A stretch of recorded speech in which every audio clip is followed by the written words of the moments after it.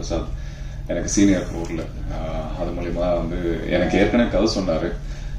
But அந்த படம் இல்லை, இது வேற கதை. இது படம் பார்த்தேன், ரொம்ப ஆச்சரியப்பட்டேன். ஆக்சுவலாக எப்படி முதல் படம் சொல்கிறாங்க, எந்த விதத்துலையும் அது முதல் படமா எனக்கு தெரியவே இல்லை. டைரக்ஷனாக இருக்கட்டும், இல்லைனா வந்து டெக்னிக்கல் சைடாக இருக்கட்டும், இல்லை ஆர்டிஸ்டாக இருக்கட்டும், அதில் சின்ன சின்ன கேரக்டர்ஸ் இங்கே நிறைய பேர் மற்ற ஆர்டிஸ்ட் வரலன்னு நினைக்கிறேன். ஒரு சின்ன சம்பளம் இருக்கும், அந்த வண்டியில் போயிட்டு இருக்கும்போது வழிப்பறி பண்ணுறதுக்கு ஒரு 4 பேர் வருவாங்க. அந்த கேரக்டர்ஸ் கூட வந்து ரொம்ப இம்ப்ரெஸ் பண்ணியிருந்தாங்க. ஸோ அந்த மாதிரி ஒரு எக்ஸ்பீரியன்ஸ்டு ஆர்டிஸ்ட் தான். நான் சினிமா கத்துட்டு சினிமாவுக்கு வரல, இவங்க சினிமா கத்துட்டு சினிமா வந்திருக்காங்க. ஸோ அந்த 10 வருஷம் டிஃபரன்ஸ் எனக்கும் உங்களுக்கும் அதுதானே தவிர வேற எக்ஸ்பீரியன்ஸ் படி பார்த்தா I think we're all same. I guess like நான் 10 வருஷமா இண்டஸ்ட்ரியில் இருக்கீங்க இல்லையா எல்லாருமே. ஸோ எனக்கும் அதே வயசு தான் சினிமாவில், நானும் அதே இடத்துல தான் நிற்கிறேன்னு நினைக்கிறேன். என்ன ஒரு விஷயம்னா, இப்போ வியாபாரம் வரும்போது அவங்க கேட்குற கேள்வி கரெக்டான விஷயம் தான். என்னன்னா தெரிஞ்ச ஆர்டிஸ்ட் வேணும் அப்படின்னு நினைக்கிறதோ, இல்லை தெரிஞ்ச டெக்னீஷியன்ஸ் இருக்கணும்னு நினைக்கிறதோ, அது அவங்க சைடில் இருக்கிற நியாயம். ஸோ எங்கள் சைட்லேருந்து பார்த்தீங்கன்னா, நான் இப்போ நிறைய படங்களுக்கு வந்து புதுமுக இயக்குனருக்கு வந்து வாய்ப்பு தந்திருக்கேன். ஆனா சில நேரத்துல நம்ம படம் ஆரம்பிக்கும் போதே நமக்கு தெரிஞ்சிடும் அந்த படம் எப்படி வரப்போகுது அப்படின்னு. இருந்தாலும் வந்து முழு நம்பிக்கையை போட்டு பண்ணும்போது சில நேரத்துல அந்த படம் வந்து ரெக்கக்னைஸ் ஆக மாட்டேங்குது. ஸோ அந்த விதத்துல இந்த சைடும் ஒரு டிராபேக் இருக்கு. ஸோ அதனால நான் யாரையும் இங்க தப்பு சொல்ல முடியாது.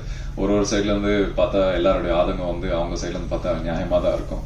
ஸோ டெஃபினெட்லி இது நல்ல படைப்பு தான். ஸோ கண்டிப்பா இது நல்லபடியா பேசப்படும். இது சினிமாவா தியேட்டரா எப்படி பிசினஸ் ஆகுதுன்னு எனக்கு தெரியாது. அண்ட் கண்டிப்பா ஓடிடியில் வந்தா எப்படியும் ஸ்லோ பிக்கப் ஆனாலுமே வந்து கண்டிப்பா அந்த படம் பேசப்படும்னு எனக்கு தெரியும். ஏன்னா நம்ம ஒரு 10 வருஷம் 15 வருஷமா வந்து சினிமா பார்த்துட்டு இருக்கோம், சினிமா சின்ன வயசுலேருந்தே பார்த்துட்டு இருக்கோம், இண்டஸ்ட்ரியில இருக்கோம். ஸோ இதுல கத்துக்கிட்ட விஷயம் என்னன்னா, எது நல்ல படம் இல்லைன்னு நம்மளுக்கு அட்லீஸ்ட் பர்சனலா தெரியும். நான் நடிச்ச படங்களா இருந்தாலுமே நான் வந்து நல்ல கிரிட்டிக்கா தான் பார்ப்பேன். என்னோட படம்ன்றதால நான் பெருசாலாம் வந்து மார்க்கெட் பண்ண நான் ஆசைப்பட மாட்டேன். ஸோ நல்ல படம் பண்ணியிருக்கீங்க. பிரேக் கிடைக்கிறதுக்கு கண்டிப்பா டைம் எடுக்கும், இல்லைன்னா இந்த படமே பெரிய வெற்றியாக கூட அமையும். அது நம்ம கையில இல்லை. ஏன்னா இன்னைக்கு நிறைய படங்கள், எனக்கு கிட்டத்தட்ட ஒரு 6-7 படங்கள், ஒரு 2 வெப் சீரிஸ், இது எல்லாமே இன்னும் பெண்டிங்ல இருக்கு. பெரிய பெரிய ப்ரொடியூசர்ஸ் தான், பெரிய பெரிய டைரக்டர்ஸ் தான். இருந்தாலும் அவங்களே வந்து சினிமா வந்து இன்னைக்கு என்னன்னு தெரியாம புரியாம இருக்காங்க.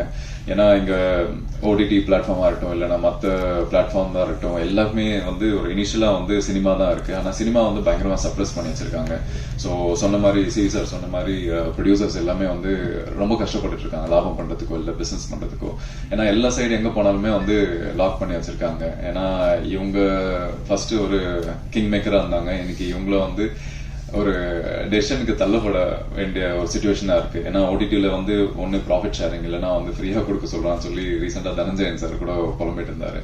So it's kind of hard situation, ஒரு டிரான்சிஷன் நடந்துட்டு இருக்கு. கண்டிப்பா இது எல்லாமே மாறும்னு நினைக்கிறேன். எங்கேயாவது நம்ம எல்லாருமே ஒரு டேர்முக்கு வந்து இது சினிமா ஹெல்த்தியா இருக்கணும், மற்றவங்களை என்டர்டெயின் பண்ணணும், சினிமா வாழணும் அப்படின்றதுக்காக எல்லாம் சேர்ந்து உழைக்கணும்னு நான் நினைக்கிறேன். And all the best to the whole team and thanks for having me here. இந்த படத்துக்கு உண்டான சப்போர்ட் நான் என்ன பண்ண முடியும்னு எனக்கு தெரியல, but I been trying my best.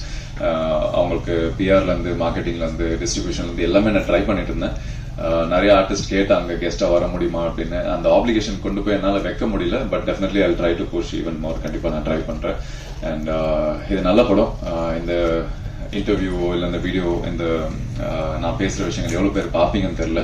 பார்த்தீங்கன்னா கண்டிப்பா அந்த படம் பாருங்க.